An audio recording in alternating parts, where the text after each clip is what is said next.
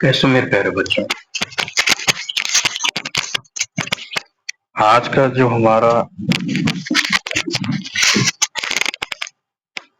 विषय है कक्षा 6 का विज्ञान है और 3 पार्ट हो गया, समझा दिए।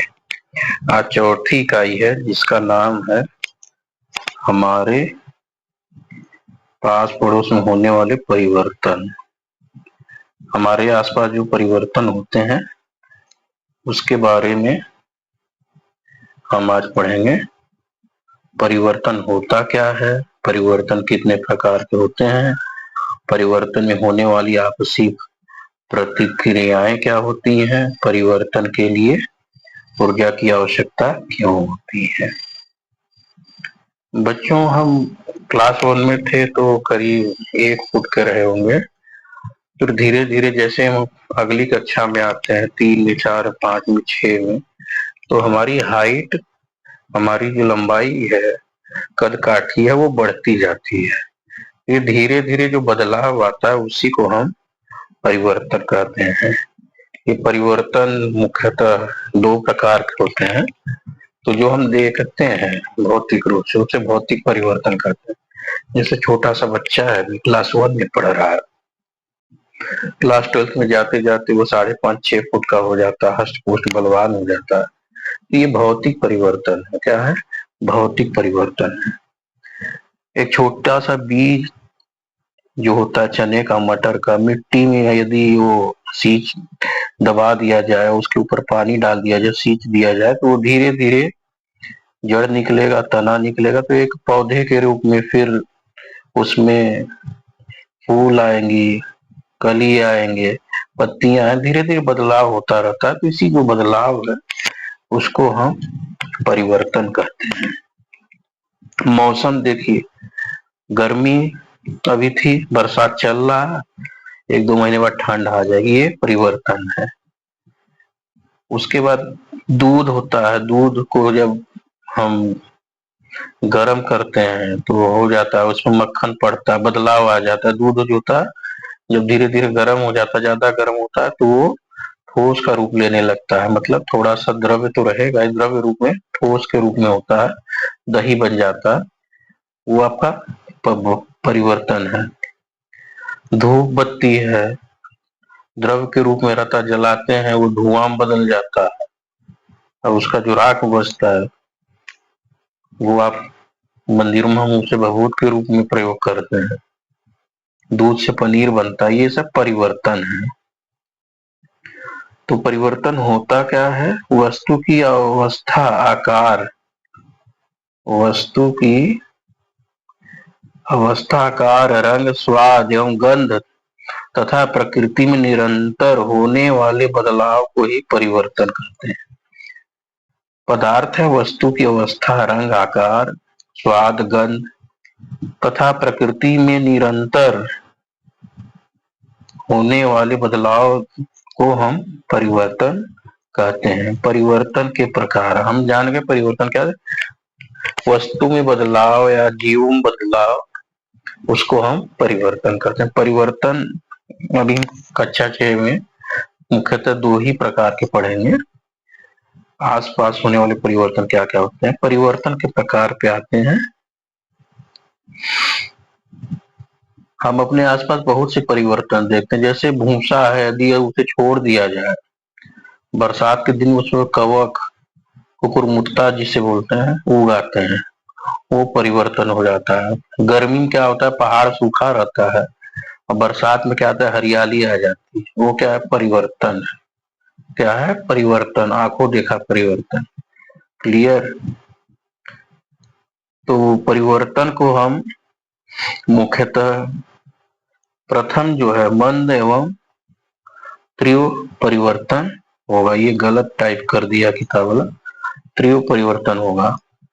दूध में दही की अल्प मात्रा मिलने पर दही का बनना, और दूध में नींबू का रस डालकर फाड़ना, दोनों प्रक्रियाओं में हम देखते हैं दूध को दही बनने से अधिक समय लगता है, जबकि दूध में नींबू डालने से दूध जल्दी फटता है। अब देखो, दूध में जब जावड़ बोलते हैं, डाल देते हैं, दही का थोड़ा सा भाग 1-2 चम्मच दूध में डाल देते हैं और कुछ देर में फटता है, लेकिन हम दूध में नींबू डालते हैं वो तुरंत फट जाता है। ये क्या हुआ? त्रिव परिवर्तन। क्या हो गया? त्रिव परिवर्तन। नींबू का डालना त्रिव परिवर्तन, दूध में जावड़ का डालना आपका मंद परिवर्तन में जाएगा। जब किसी परिवर्तन संपन्न होने में अधिक समय लगता है तो इन्हें धीमी या मंद गति से होने परिवर्तन को मंद परिवर्तन होता है। जब कोई परिवर्तन धीरे धीरे होता है, जब कोई परिवर्तन धीरे धीरे होता है उसको हम मंद परिवर्तन बोलते हैं। जैसे दूध में जावड़ का डालना, दही बनता है, और उसकी तरह दूध में यदि नींबू डालते हैं वो आधे घंटे में फट जाता है, तो वो आपका हो गया त्रिव परिवर्तन। इतना क्लियर? जब किसी परिवर्तन संपन्न होने में समय लगता है तो उसे तेज गति से होने में समय लगता है, उसे हम त्रिव परिवर्तन बोलते हैं। देखिए यहाँ पे सही लिखा, वहां पे थोड़ा किताब में गड़बड़ कर दिया था। इसी प्रकार हम परिवर्तनों को कुछ और उदाहरण से भी समझ सकते हैं। जैसे जल में नील का घोलना, विलयन का रंग नीला होना, माचिस का जलना, फूले गुब्बारे का फूटना और तीव्र गति से नाखून से फोड़ना। हम गुब्बारा लेते हैं, उसमें हल्का सा छेद कर देते हैं और जब फुलाते हैं वो धीरे धीरे हवा निकलता है, फूल जाएगा तब धीरे धीरे, ये आपका मंद परिवर्तन हुआ। और वही गुब्बारा फुला के हम नाखून उसमें लगा दें तो वो तुरंत फट जाएगा, ये आपका त्रिव परिवर्तन हुआ। और धीरे धीरे जब उसमें से निकलता है तो वो आपका मंद परिवर्तन हुआ। नील का घोलना, जल में धीरे धीरे घुलता है, देखते हैं ना, ऑस्मोसिस डिफ्यूजन प्रोसेस होता है, तो वो जो होता है परासरण विसरण प्रक्रिया होती है नील के घुलने में, तो वो जो होता है आपका मंद परिवर्तन होता है। माचिस का जलना तीव्र होता है, तुरंत माचिस जलती है। उसके बाद लोहे में जंग लगना, ये आपका मंद परिवर्तन है, लेकिन है रासायनिक, याद रखिएगा। मंद परिवर्तन लेकिन रासायनिक, हम लास्ट में पढ़ेंगे। प्रातः काल में सूर्य का उगना, पूरब में सूर्य का उदय होना, और साय काल में पश्चिम में डूबना, ये दोनों धीमी धीमी होती हैं, धीरे धीरे धीमी धीमे होती है, जिसको हम मंद परिवर्तन बोलते हैं। क्लियर? अब यहाँ पे दिया हुआ इसको करेंगे। दूध का दही बनना मंद परिवर्तन, और रोटी में फफूंद लगना मंद परिवर्तन जाएगा। बर्फ के टुकड़े का पिघलना, तुरंत पिघलता है, त्रिव परिवर्तन। कपड़े का सूखना, ये भी आपका जल्दी सूखता है, सूती कपड़ा है और बाहर गर्मी तेज हो तो त्रिव परिवर्तन आधे घंटे में सूख जाता है। उसके बाद गन्ने के रस से सिरका बनाना, है तो रासायनिक लेकिन धीरे धीरे बनता है, मंद पर। मिट्टी के तेल में आग लगना, त्रिव परिवर्तन, आग जलती तुरंत जलती, त्रिव परिवर्तन। दिवाले की पटाखा फटना या जलना, त्रिव परिवर्तन। क्लियर यहाँ तक? दूसरा है अनुकूलन और प्रतिकूल परिवर्तन। अनुकूल और प्रतिकूल परिवर्तन क्या होते हैं बच्चों?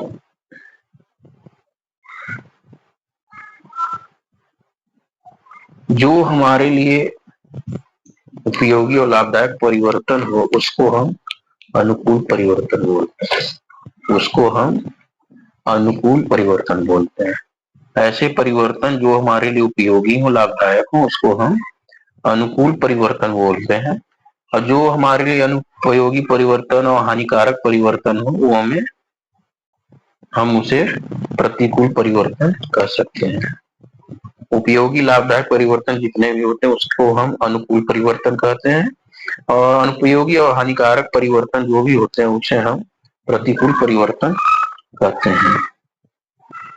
जैसे आम का पकना हो गया, खाना बनाना, खाना पकाना, आम का पकना, केले का पकना, दूध से दही, दूध से पनीर बनना, ये उपयोगी है, उपयोगी परिवर्तन है, ये उपयोगी परिवर्तन। तो ये क्या हो जाएंगे? आपका अनुकूल परिवर्तन हो जाएगा। उसके बाद रोटी में फफूंद लगना, दूध का फटना, दूध फट रहा है ठीक अपनी जगह की मतलब पनीर बन रहा है, लेकिन दूध का फटना आपका क्या है, अनुपयोगी है। लोहे में जंग लगना, अभी ऊपर पढ़े और लास्ट में एक बार हम इसको देखेंगे संचारण क्या होता है वहां पढ़ेंगे व्यंजन। ये क्या लोहा सड़ता है इसमें, लोहे में जंग लगना ये अनुपयोगी है। क्या अनुपयोगी है, तो ये क्या हो गया प्रतिकूल परिवर्तन। उपयोगी और लाभदायक परिवर्तन अनुकूल परिवर्तन कहलाते हैं, अनुपयोगी और हानिकारक परिवर्तन जितने भी होते हैं प्रतिकूल परिवर्तन कहलाते हैं। क्लियर। अनियमित और नियमित परिवर्तन क्या होते हैं, जो लगातार होते हैं, जो परिवर्तन लगातार होते हैं उसको हम नियमित परिवर्तन कहते हैं, और जो परिवर्तन रुक रुक के या तो आज हुआ फिर एक साल बाद हुआ, वो जो देर से रुक रुक के करे अनियमित को, उसको हम अनियमित परिवर्तन कहते हैं। तो एक बार देख लेते हैं अनियमित और नियमित परिवर्तन क्या। निश्चित समय पर लगातार होने वाले परिवर्तन को हम नियमित परिवर्तन कहते हैं। वे परिवर्तन जिनका समय निश्चित नहीं होता उन्हें हम अनियमित परिवर्तन कहते हैं। निश्चित समय पर जब लगातार परिवर्तन हो रहा है उसको हम नियमित परिवर्तन कहते हैं, और वह परिवर्तन जिनका समय निश्चित नहीं होता, आज हुआ फिर 4 दिन बाद हुआ 5 दिन बाद हुआ, तो जो परिवर्तन बदलाव होता है उसको हम अनियमित परिवर्तन कहते हैं। उसके बाद आता है आपका प्रत्यावर्तित और अप्रत्यावर्तित परिवर्तन। उत्क्रमणी और अनुत्क्रमणी परिवर्तन क्या होता है। हम एक गुब्बारा लेते हैं, फुलाते हैं, जब वह न फटे, जब तक वह न फटे, हम देखें गुब्बारा फूलकर बड़ा हो जाता है, उसकी हवा निकाल देते हैं, फिर वह अपनी पुरानी अवस्था में आ जाता है। गुब्बारे का फूलना और हवा निकाल देने पुनः अपनी स्थिति पर आ जाना एक प्रत्यावर्तित परिवर्तन है। इसी प्रकार धुओं गूथा आटा लेकर हम उसकी लोई बनाते हैं, और लोई से एक रोटी बेलने पर रोटी आकार आपस संतुष्ट हम होते हैं, तो उसे पुनः लोई बनाकर एक प्रत्यावर्तित परिवर्तन का। प्रत्यावर्तित परिवर्तन ये कह सकते हैं कि हम उसको पुनः उसी रूप में लाते हैं, कोई बदलाव हो। जैसे हम आटा गूंथते हैं, ठीक है, रोटी दाएं बाएं Bharat Japan India Pakistan America नक्शा बन जाता है, गोल नहीं बनता। पृथ्वी गोल है, जब कोई गोल नहीं बनता तो गुस्सा आता है, तो आटा हम लेके फिर उसको पुनः लोई बनाते हैं, फिर गोल गोल बनाते हैं। जब संतुष्टि हो जाती है कि रोटी बन गया तो ठीक है, और यदि नहीं संतुष्ट है हम लोग कि वो गोल नहीं बना है, फिर से भारत जापान चीन का नक्शा बन रहा है, तो उसको पुनः लोई बनाते हैं, तो उसे हम क्या बोलते हैं, प्रत्यावर्तित परिवर्तन बोलते हैं। गुब्बारा लेते हैं, जब तक हम उसको जब तक फुलाते हैं जब तक वो फट न जाए, और वो नहीं फटता फिर वो पुनः अपने अवस्था में आ जाता है, इसको हम प्रत्यावर्तित परिवर्तन करते हैं। तो क्या होता है प्रत्यावर्तित परिवर्तन, ऐसे परिवर्तन जिनमें परिस्थितियां उलट देने पर भी पदार्थ वापस अपनी पूर्व अवस्था में आ जाते हैं, उसे हम प्रत्यावर्तित परिवर्तन करते हैं, उसे हम प्रत्यावर्तित परिवर्तन कहते हैं कहलाते हैं। जैसे रबड़ बैंड स्प्रिंग खींचते हैं तो वह पुनः खींच कर छोड़ते हैं, रबड़ को रबड़ बैंड स्प्रिंग हम लेकर खींचते हैं, जैसे हमने स्प्रिंग लिया, ये उसको खींच दिया तान दिया, फिर जब हम छोड़ते हैं फिर वह अपने पुनः स्थिति में आ जाती है, तो इसको हम प्रत्यावर्तित परिवर्तन कहते हैं। क्या बोलते हैं, प्रत्यावर्तित परिवर्तन कहते हैं। उसके बाद ऐसे परिवर्तन जो पुनः अपनी पूर्ण अवस्था में नहीं लाया जा सकता है उसको हम प्रत्यावर्तित परिवर्तन कहते हैं। परिवर्तन मतलब रिएक्शन, चेंज होता है, रिएक्शन होता है तभी चेंज होता है। ऐसे परिवर्तन जिनमें पदार्थ पुनः अपनी पूर्ण अवस्था में नहीं लाया जा सकता उसे हम अप्रत्यावर्तित परिवर्तन कहते हैं। दूध से दही का बनना, दही बन जाता है हमको दूध नहीं ला सकते हैं। मोमबत्ती का जलना, मोमबत्ती का जलना उसको मोमबत्ती नहीं बना सकते, जल तो गया, धुआं उड़ गया, उसकी जो डोरी जल गई, कार्बन डाइऑक्साइड गैस, लेकिन मोम पिघल के कुछ उड़ जाता है उसके साथ कार्बन डाइऑक्साइड बन के और गैस बन के, और जो कुछ ज्यादा वो पिघल के नीचे आ जाता है। धूप बत्ती का जलना वो पुनः अपने अवस्था में नहीं आ सकता, इसको हम अप्रत्यावर्तित परिवर्तन कहते हैं। अब जो सबसे हमारा मेन है भौतिक तथा रासायनिक परिवर्तन, इसी को हमें पढ़ना है आगे कक्षाओं में। कक्षा 7, 8, 9, 10 जैसे ही पढ़ेंगे तो फिजिकल और केमिकल चेंजेस, फिजिकल और केमिकल रिएक्शंस के बारे में पढ़ेंगे। तो भौतिक परिवर्तन होता क्या है, अब हम उदाहरण किताब से चलते हैं। 2 चम्मच नमक लेते हैं एक बीकर में। बीकर बोरेक्स का बना होता है, शीशे का होता है, मैंने आपको दिखाया था क्लास में। तो एक बीकर में थोड़ा पानी लेकर उसमें 1 चम्मच नमक के क्रिस्टल को घोलें और इस घोल को तब तक गर्म करें जब तक सारा पानी वाष्पित न हो जाए। क्या दिखाई देगा, हम बीकर में बर्नर फ्लेम पे जब हम उसको गर्म करते हैं बीकर में नमक डाल के पानी के साथ, तो पानी वाष्प बन के उड़ जाता है और नमक फिर पुनः उसी चिपका रहता है। देखेंगे नीचे तो बीकर के तल पर पुनः सफेद पदार्थ दिखाई देता है, यह पदार्थ नमक है। हम नमक घुल तो गया, लेकिन हम उसको पुनः गर्म करके भाप पानी भाप बन के उड़ गया, नमक जो था वो सफेद सफेद पदार्थ के रूप में बीकर में आ जाता है। तो नमक अपने भौतिक स्वरूप में बीकर में पाया जाता है, तो इसको हम भौतिक परिवर्तन कहते हैं। इस प्रयोग में जल विलायक होता है और नमक मूल रूप से लुप्त हो गया और जल के वाष्पन द्वारा जल को हटाने पर नमक चूर्ण के रूप में प्राप्त होता है। जो नमक है आपका चूर्ण रूप में प्राप्त होता है। इस प्रक्रिया में नमक क्रिस्टल के रूप में, चूर्ण के रूप में परिवर्तित हो रहा है। उसी प्रकार एक चीनी मिट्टी का प्याली में मोम को हम पिघलाते हैं, अभी फिगर में देखते हैं। मोम क्या है, ठोस द्रव मोम बदल जाती है। अब प्याली को ज्वाला से हटाकर कुछ देर रखने दें, फिर हम देखते हैं मोम पुनः अवस्था में बदलने लगता है। मोम पिघलाते हैं, हम पिघलाते हैं चाइना डिश में रख के, वो पिघल जाती है, लेकिन जब ठंडा होता है तो फिर वह पुनः ठोस में बदल जाती है। ये जो दोनों उदाहरण है परिवर्तन को हटाने पुनः मूल पदार्थ प्राप्त हो जाते हैं। नमक पानी को मिलाए, गर्म किए, पानी वाष्प बन के उड़ गया, फिर नमक प्राप्त होता है। उसी तरह मोम है, मोम को हम जब पिघला रहे हैं तो द्रव बन जाता है, लेकिन ठंडा होने पे फिर वह ठोस हो जाता है। तो इसमें क्या कोई नया पदार्थ नहीं बनता, इसमें कोई नया पदार्थ नहीं बनता। इसको हम क्या कहते हैं, भौतिक परिवर्तन बोलते हैं। क्या बोलते हैं, भौतिक परिवर्तन बोलते हैं।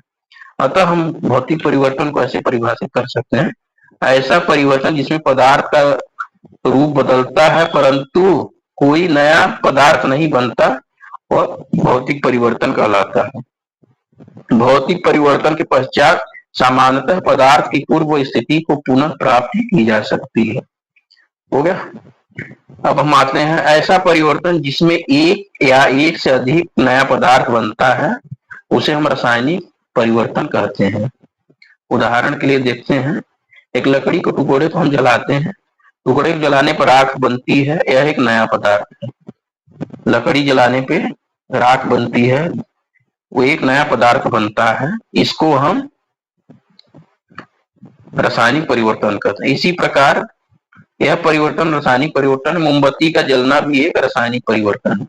मोमबत्ती का जलना भी एक रासायनिक परिवर्तन है। जलना मोमबत्ती का, मोम का नहीं, मोम पिघलाया जाता है, उसमें बत्ती नहीं होती है, मोम जो होता है पिघलाया जाता है तो द्रव्य बनता है, द्रव्य में परिवर्तित होता है। जब द्रव्य को ठंडा करते हैं तो वो फिर ठोस में बदल जाता है। लेकिन एक मोमबत्ती जिसमें बाती होती है तो जलाते हैं, कार्बन डाइऑक्साइड होता बनता है, जल जो रोशनी निकलती है वो लौ निकलती है, वो कार्बन डाइऑक्साइड गैस निकलती है और मोम पिघल जाता है। तो ये आपका रासायनिक परिवर्तन है। उसके बाद प्राकृतिक एवं कृत्रिम परिवर्तन, नेचुरल और आर्टिफिशियल रिएक्शन चेंजेस बोलते हैं। प्राकृतिक परिवर्तन ऐसे परिवर्तन होते हैं जो प्रकृति द्वारा होते हैं, जैसे आंधी हुआ, तूफान हुआ, वर्षा हुआ, आपका मौसम का बदलना, बादल का आना, ज्वालामुखी का फूटना, भूकंप का आना, ज्वार भाटा, बाढ़, सूखा पड़ना, ये सब प्राकृतिक परिवर्तन है जो प्रकृति द्वारा किया जाता है। जो परिवर्तन प्रकृति द्वारा किया जाए उसे हम प्राकृतिक परिवर्तन कहते हैं। आदमी का जीना मरना भी एक प्राकृतिक परिवर्तन है। आदमी कब जन्म ले, कब उसकी मृत्यु होती है, किसी को नहीं पता। किसी को नहीं पता कब आदमी मरेगा, किसी को नहीं पता है। कब हार्ट अटैक आ जाए, कब बीपी हाई हो जाए, ये किसी को नहीं पता। ये प्राकृतिक चीजें हैं, इसको हम प्राकृतिक परिवर्तन कर। कब तूफान आ जाए, अभी धूप है 2 घंटे बाद बारिश होने लगती है, ये नेचर करता है, प्रकृति करती है। तो ये प्राकृतिक परिवर्तन है।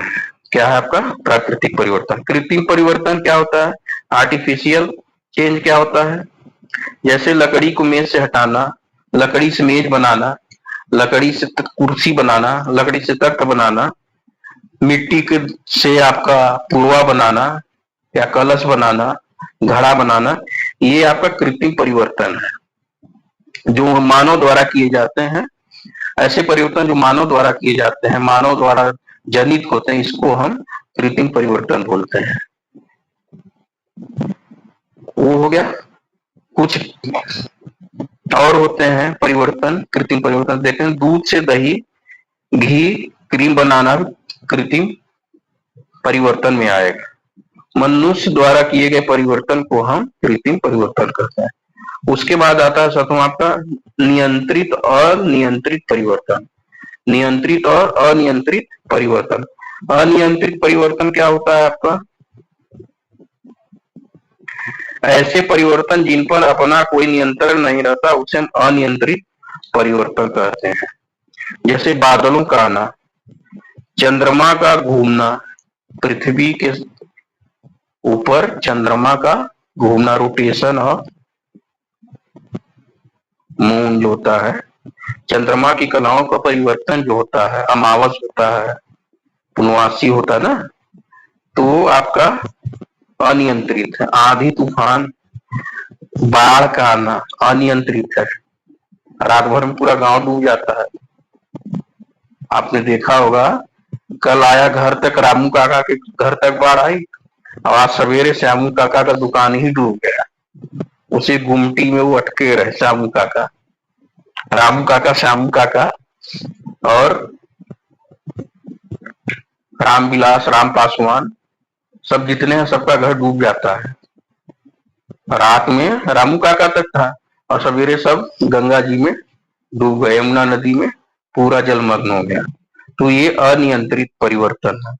अचानक रात में पानी बरसने लगता है, तूफान आता है। मुंबई के रीजन में जो समुद्र तटीय इलाके हैं, जब हुदहुद आया था 2014-15 में, हुदहुद आया था, समुद्री तूफान था, सुनामी आ जाता है अचानक, अनियंत्रित है। भूकंप आना अनियंत्रित है, कब कितना रिएक्टर पे आएगा,